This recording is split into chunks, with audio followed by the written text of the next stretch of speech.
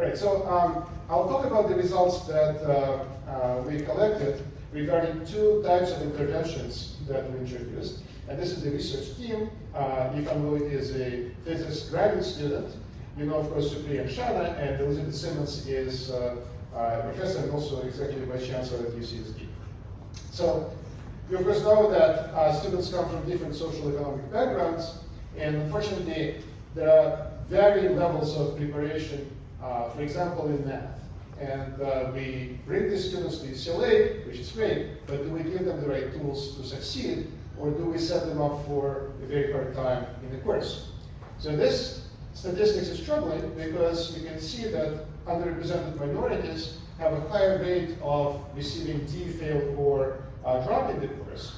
And this could be due to their uneven preparation before coming to UCLA. It can also be due to the social barriers the UM students face to come from their peers because they're not as well integrated into the student body as the rest of the students. And so what we want to do is address both of these problems. For lack of preparation in math, we want to offer them supplemental math materials and incentivize with a certain amount of extra credit. And then for general help, we want to offer them some AI tools, which are becoming as good as a tutor or a peer help. But the best AI tools right now are actually expensive. The subscription is $20 a month, which some students may not be able to afford. And so what we want to do is to give them the best available AI tools free of charge. Okay? So first, the supplemental math.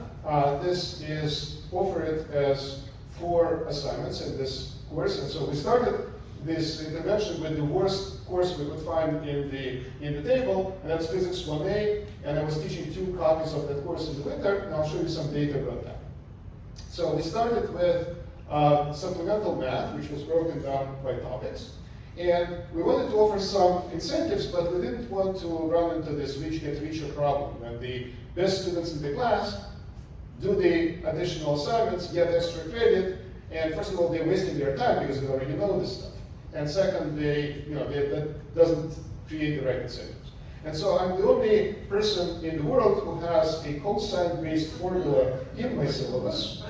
Okay, and so that's how we designed it. So this cosine-based formula assures that the students in the bottom portion of the class receive the maximum amount of additional extra credit, but the top half of the class receive nothing, right? So they're not incentivized to do this. They're not expected to spend time on this. And so that seems to work. We demonstrated that with data. I'll show you the data. The other intervention we implemented is AI tools. They are implemented in the homework. So the homework has this show AI hint button and also practice problem button. When that button is pressed, the entire chapter that the students are studying, along with an elaborate prompt, goes to ChatGPT-4, which is the backend at the moment, but we can switch it to whoever is the leader in the industry. And because we provide the context in the form of that chapter, the answer is very high quality. It's not based on Wikipedia. Also, in STEM courses, there are different ways to solve a physics problem. So that chapter indicates to AI that we want the solution based on energy conservation and not on kinematics, right? So that sort of directs the hints. And the prompt instructs the system to just give the hints, don't give the full solution, and it also prevents the system from being biased and expressing and hallucinating something. So this is one thing. Also, the students can press another button, practice problems, and they get practice problems that are not for credit, but they can prepare for the exam. So we did it in my 2 classes, alternating the availability of AI hints in chapter by chapter, and also incentivizing the students on different parts of the supplemental math. And did it work? Okay, first of all, here you see that incentivized completion rate was much higher than non-incentivized completion rate. You see that it worked significantly for both white Asian and URM students. And this is something interesting as well. So the students, after they did something for credit, they decided to do additional assignments not for credit, so they think you were convinced that this is working. Okay, so this is interesting. Was it actually working? I'll skip a couple of slides and just show you the results that yes, it was working. Here you can see that on the exam that had relevant connection to the supplemental math, the students with the lower concept inventory score, the weaker students coming into the class, did significantly better on the exam if they completed the assignments as compared when they didn't complete the assignments. So not only did they get extra credit, they actually learned something.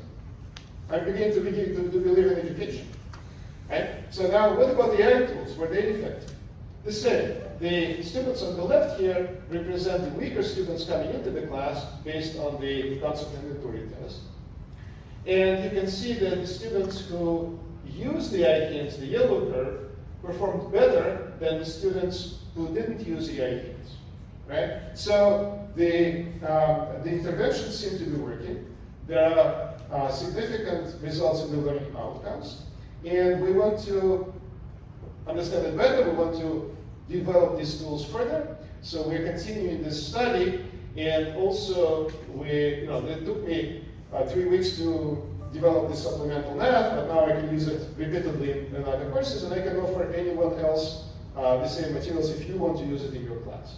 If you want to design some supplemental materials which are not the same for other subjects, we can discuss how to do this, we can share expertise, and there's also funding that can be provided by Kudu, where we implement everything, all these AI tools and everything in kudu.com, and Kudu will provide funding in the form of some money to the department or consulting fees to the instructors if you want to develop these kind of supplemental materials for your classes. Thank you.